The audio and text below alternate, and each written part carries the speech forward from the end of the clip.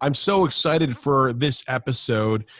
Being a bass player, being a musician, I've been inspired by many individuals, especially our next guest. He is the co-founder of Megadeth. He owns a coffee company called Ellefson Coffee. How's it going, David?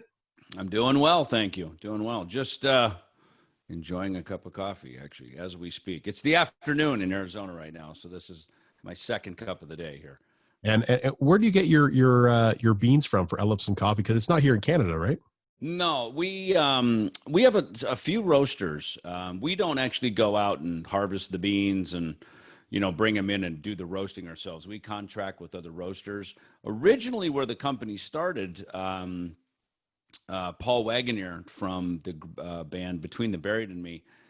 He is the one that I was connected with to actually start the coffee company. I thought it was a cool idea, but it took meeting somebody who, kind of had the infrastructure in place. So he and his wife had a small little roasting business over in Charlotte, North Carolina. So I met him, I guess, 2016-ish, I guess, something like that. And that was when we started. And that at that time, so the first roast we did was Roast in Peace, which...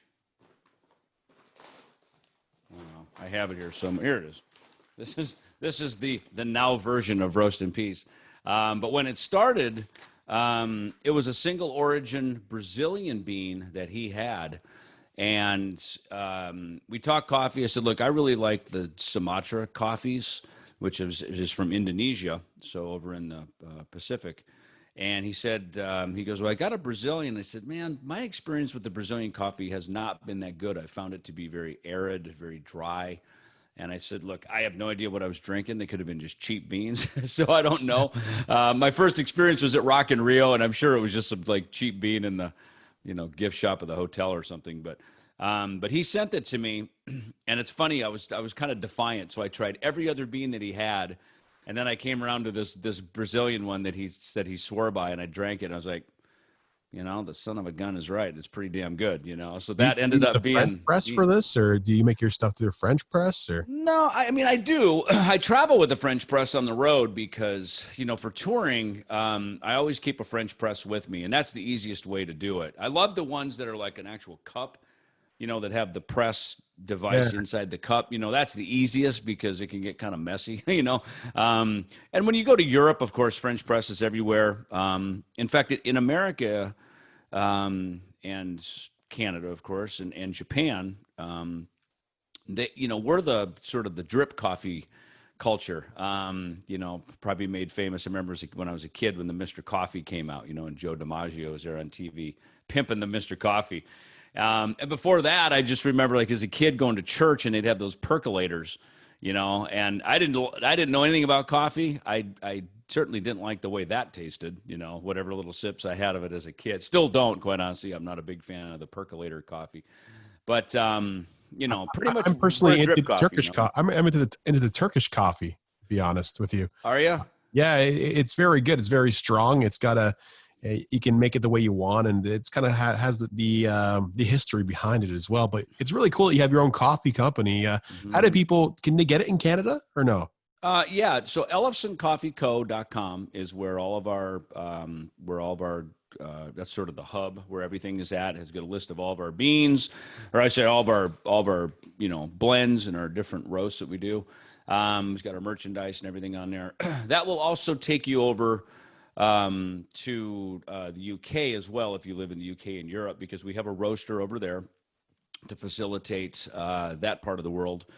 And our main roaster here is in Phoenix, who does all the roasting for the beans. So, kind of back to that original Roast in Peace, when you move roasters, Paul was going through some transition, so we had to move to a different roaster, which is up in Minneapolis, and we actually still use them for some of our coffee orders throughout the Midwest. It's like when you want to paint your house and you go, I like this color, so you take like a swatch and you take it down to the whatever the hardware store and they match it. Well, so the coffee flavor matching was the same thing. So this is no longer a single origin Brazilian bean because the roaster here in Phoenix doesn't have that bean. And it was very hard to get and limited. Paul had the inroad on that. So this is a combination. This has a few different things in it. It has some Mexican coffee, I think some Colombian coffee. So it's a few different beans blended together. And of course, you know, the real art of any coffee is in the roasting. So you can have the best beans and the best bag, but if you don't roast it right, you know, you get, those are the ingredients. Now you know, the roasting is like being the chef. That's the one who really prepares the meal, if you will. And you know what? I've honestly been looking forward to meeting you for years now, and it's quite a privilege for you to be on my show. A big pinnacle in my show's history for you to be on my show. Being a bass player, and knowing you like coffee, I got to ask you, 'cause I drink a lot of coffee. How do you take your coffee? You know, now I'm drinking it with a extra thick oat milk. For years, I drank it with half and half, and I've never had any real dairy issues. You know, I have a doctor friend of mine. He says, look, all humans are lactose intolerant because you're not supposed to drink the milk of another species. So true. So he said, look, some people it hits you right away, sometimes in the middle of your life, sometimes never, but just know that humans are lactose intolerant to cow's milk. And I just started noticing kind of an acid reflux thing because I do a lot of interviews, I talk a lot, I sing, of course. So I found the oat milk keeps it real clean. And I don't like thin oat milk because I like it to be kind of nice and creamy. I did go through a phase a couple years ago where I was just drinking it black. And I actually don't mind that so much now, especially now that I've been tasting different coffees. Like even when we flavor matched a bunch of this stuff, because I've got, you know, a lot of our artist roasts that we do for, like this one's for me and Frank Bello. We do one for Skid Row, Eddie Ojeda from Twisted Sister. We roast for these artists, and generally those are a darker roast in peace is our dark roast. But it's kind of a modest dark roast. It's not too bitter or anything. The artist roasts tend to be a little bit darker they're actually more of an Italian coffee. So what I found when I was flavor matching some of this stuff was that, you know, when you taste it without any cream or anything in it, it has one flavor. And then when you put milk or any additive to it like that, it can really changes literally the chemical balance of it. And my chef friend, John Paul Hutchins, who was an instructor at Cordon Bleu. So he really knows coffee. He knows food. He knows how to blend wine, coffee, desserts, you know, all the fish, all these things. So he was there and he really walked me through the process. And he said, he goes, okay, so now you notice when you put the cream in, like that would work really well with a creme brulee. Like, you know, not so much with like a chocolate cake, but a creme brulee. And I was like, wow, it just opened my eyes to a whole other dimension of coffee. And as you know, as you travel the world, and of course the Italians, you know, they're very particular about their coffee, and they serve very small little quick shots that you can just Espresso? Pop them back. Yeah, espresso shots. And it's more of that. It's kind of more just like a quick bang, let's get going, you know, not so much sitting down to enjoy a big 12 or 16 ounce cup of coffee like we do in Canada and the US. Well, what are some of your pre-gig rituals? Do you have a shot of espresso, or how do you get it going before a show?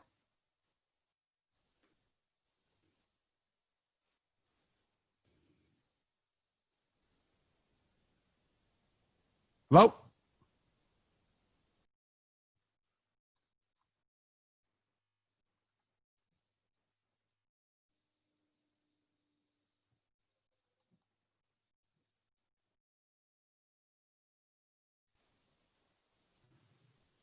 David? There you go. Now you're back. Okay. I don't know what There happened. you go. Your video's kind of off and stuff like that, but Funny, you froze up too. Must be something with the border between Canada and US. yeah. So how do you get it going before a show? I mean, like obviously you got to get hyped up somehow. You have a cup of espresso, a shot of espresso, or do a couple of push-ups, or how does it work for you? Well, you know, for me, for coffee, so I wake up in the morning, that's my first cup. And I usually just try to have a nice big cup, because it seems like once I drink that and then I go back to the coffee machine, to the coffee pot to pour a second one, there's something different about it. And I don't enjoy it as much. So I think it's the sort of eye-opening lift that you get from the first cup of the day. A little later in the day, 3, 4 o'clock, I'll drink a second one. And usually I'll do a little bit of a lighter coffee in the morning, and I'll do my darker coffee in the afternoon, especially if I'm maybe a little sleepy. And sometimes if I have a little sweet tooth, and chocolate is generally my sweet tooth. Same. You're right. Then that's usually I like a nice, like a little bit of a darker roast coffee. So light early in the day, dark later. When on tour and before going on stage, I try not to drink coffee certainly within about 2 hours before I go on stage. And part of it is a couple things. One, I don't want any acid reflux, which just kind of makes your throat kind of gurgly and froggy. I like my breath to be nice, you know, and I realize I'm just singing into a microphone, but I like my palate to be clean. And I also don't want to have to pee, especially if we're going into an hour and a half, 2 hour show, you know. So I kind of try to time my buzz with that a little bit, if you will. So it's usually 2, sometimes even 3 hours before I go on stage. I try to stay away from any of the. And I know the Megadeth thing. A lot of people probably have asked you the same questions over and over again. So let's leave that to the side for now. I know you guys are probably working on some new material, recording and whatever. But I know you have a project called Ellefson, and people do not talk about this project enough. Like it's awesome. It's got your buddy Tom Hazard in it. It's got a Bumblefoot as well. I know my buddy Dave Sharp used to play with you and Opus as well. Over Now is a wicked song. How'd you figure that all out to get it all together with all those guys? You know, it started, Tom had created for me a platform called Bass Story, which is basically like taking a clinic, like a bass clinic and a storyteller concept out into the nightclubs playing. And I would have some of our Combat and EMP record label bands on the bill, and they would basically be my backing band. So, you know, they would play and then I'd come up and be the headliner. And one night, I had just invited Tom up to sing a couple songs with me. And, you know, Tom's kind of like a walking jukebox, you know, when it comes to hard rock and heavy metal. So I had him sing a couple things, and we were in Florida, and he said, hey, why don't we go in tonight after the show and go in the studio at a studio that we work with down there called Master Sound in Tampa. And we went in and I wrote the track Vultures. Just kind of picked up a guitar, plugged in, and there it was. And so we tracked it with Opus and Dave Sharp. And so that was the first real, like, wow, okay, creatively, we knew the band sounded good playing live, just kind of playing, you know, cover songs. But, you know, then we started to write, and it was like, okay, we got something here. And so last year we pushed out the Sleeping Giants album, which had 3 new original tracks and a bunch of songs that I'd had in the vault since as far back as like the Countdown to Extinction tour. Wow. Yeah, stuff that I had written. So we put that out, and then we started, you know, working on, we did a tour over in Europe. And I have you know, Dave and Opus are my US touring band with Bumblefoot, of course. And then over in Italy, convenient for coffee, by the way. In Italy, my friend Andrea Martingelli and his friends Valerio on guitar and Paolo Caridi on drums are a fantastic band. And their friend Alessio is our engineer, does all of our mixing for us up in London. So we've got a nice little music factory here that goes. You know, I'll come up with a riff. I'll send it to Andy. Of course, he's 9 hours ahead of me because I'm here on the West Coast. So I'll send it to him. When I wake up in the morning, he's got like a Pro Tool template already made. I sit down and play bass. We send it to Tom. He sings on it. We send it to Alessio, Bumblefoot. They play guitar, mix it, and it's done. And that's, I mean, it's just this cool little... and that's how we did the No Cover record back in June and July, exactly like that. And called, of course, a bunch of our guests like Al Jorgensen and Charlie Benante. Unreal. Yeah, so it was really cool. I mean, of course, everybody's got the summer off. Everybody's sitting around doing nothing. So, hey, you know what? It helps you with the practice. Everybody's got to practice on their bass. I should probably get practicing too after the show. David, tell me how people can get your music. Can they still buy it in a physical form on a vinyl copy? They can, yeah. I mean, look, bandcamp.com is a way that you can buy it immediately, right away. So the Sleeping Giants album is up there. A couple of the tracks from the forthcoming No Cover record are up there. No Cover will be out now November 20th. And it's a global release. It's a worldwide release across Asia, Europe, North America. So that, of course, then that will be available at all record stores and vinyl, CD, plus, of course, all the digital formats as well. It ain't final till it's vinyl. I remember that. I heard that. Glad you know that. Yeah, me and Dave used to say that all the time. I heard you say it, and it really stuck with me. It's been quite a privilege for you to be on my show. We got to do a part 2, and Okay. I want to go into depth on a few records and your bass playing. And by the way, Ellefson, you can find that on all streaming platforms. It's got the vintage David Ellefson sound, the bass tone and whatever. And that's, being a musician, I really love that. I've always tried to emulate your sound, and I really appreciate you coming on my show. David, this is part 1. We'll do part 2 very soon. We'll set it up as soon as possible. Thanks again, and let's rock and roll. Sounds good. Good to chat, man. See ya. Take care.